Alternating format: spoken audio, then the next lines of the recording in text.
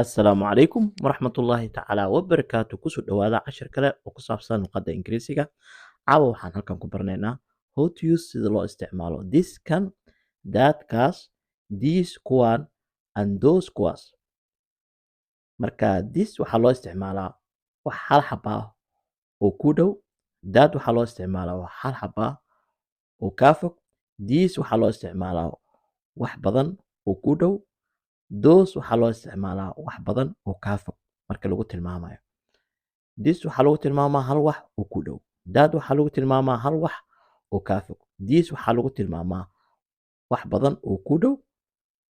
those waxaa lagu tilmaamaa wax badan oo kaa fog marka micnahooda luqadda af soomaaliga waa this waa kan that waa kaas these waa kuwan those waa kuwaas marka tusaalaha noo soo socda ayaa ku fahmi doonaa si fiican marka si fiican u dhegeyso cashirka what is this kani waa maxay what is this kani waa maxay this is a boy kani waa wiil this is a boy kani waa wiil waxaa kaloo dhihi kartaa he is a boy asiga waa wiil waxaa lagu weydiiyey what is this kani waa maxay this is a boy kani waa wiil he is a boy asiga waa wiil what is that what is this marka lagu dhahayo kani waa maxay waa wax agtaada u dhow oo ku ag yaala what is that kaasi waa maxay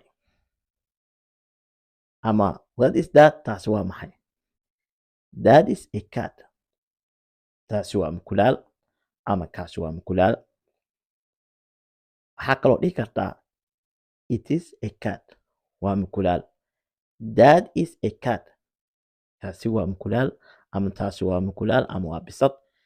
waa kaa fog tahay markaa dhehaysa isticmaalaysa that is a cat taasi waa mukulaal waa bisad xoogaa yar ku jirta oo kaa fog marka aan ku celiyo cashirka what is this kani waa maxay this is a boy kani waa wiil he is a boyna waa dhihi kartaa kani waa wiil markaa this is a boy kani waa wiil markaa dhahdid waxaa kaloo ku jawaabi kartaa he is a boy asiga waa wiil what is that kaasi waa maxay that is a cat taasi waa mukulaal ama waa bisad it is a cat waa mukulaal marka tusaalihii koowaad oo ku saabsanaa this iyo that halkaas ayaan uga baxaynaa waxaan gelaynaa kuwii jamaca ahaa ayaan gelaynaa haddana what are these waa maxay kuwan what are these waa maxay kuwan these are boys kuwani waa wiilal they are boys ayaga waa wiilal what are these waa maxay kuwan wuxuu tilmaamaa wax ku dhow these are boys kuwani waa wiilal they are boysna waa dhihi kartaa ayaga waa wiilal wixii kaa fogaa markaa tilmaamaynan what are those waa maxay kuwaas what are those waa maxay kuwaas ama kuwaas maxay yihiin those are cats kuwaas waa mukulaalo those are cats kuwaas waa mukulaalo ama bisado they are cats ayaga waa bisado they are cats ayaga waa bisado ama mukulaalo aan ku celiyo what are these waa maxay kuwan these are boys kuwan waa wiilal ama waxaa ugu jawaabi kartaa they are boys ayaga waa wiilal what are those waa maxay kuwaas those are cats kuwaasi waa bisado ama mukulaalo they are cats sidoo kale waxaa ku jawaabi kartaa ayaga waa bisado ama mukulaalo sida u taqaana af soomaaliga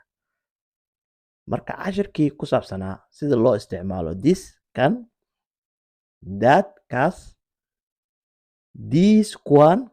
ama those kuwaas waxaan kusoo gabagabeynaynaa intaa waxaan rajaynaynaa cashirka inaa fahantay cashirka mid lamida intaan ku kulmi doonno waxaan idinkaga tegayaa assalaamu calaykum waraxmatullaahi tacaala wabarakaatu